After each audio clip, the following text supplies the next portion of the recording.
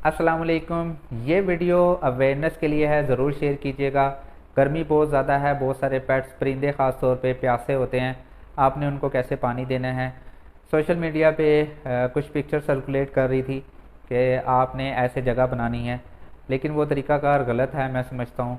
और हर बंदा किसी भी चीज़ को, नेकी को शेयर करता है तो एक अच्छी सोच से करता है, लेकिन तरीक़ाकार बाज़ों का लोगों को नहीं पता होता। चलें ऊपर चलते हैं, आपको बताता हूँ कि आपने कैसे उनको पानी देना। ये मेरे पास कुछ बर्तन हैं, ऊपर चलते हैं।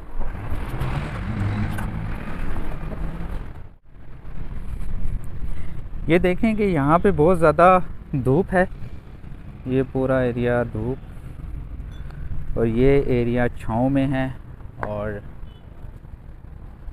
कभी भी परिंदे ख़ास तौर पे नीचे वाली जगह से कभी भी पानी पीने नहीं आते हैं, वो हमेशा ऊंचाई से पानी पीना पसंद करते हैं। यहाँ पे हम पानी के बाउल्स रख देते हैं ताकि वो इजीली पी सके। ये हमने पानी भर के रख दिया और ये बर्ड्स आके इंशाल्लाह इसे पी लेंगे। प्लीज़ वीडियो को ज़रूर शेयर कीजिएगा। इंशाल्लाह नेक्स्ट वीडियो में मिलते हैं। खुदा हाफिज़।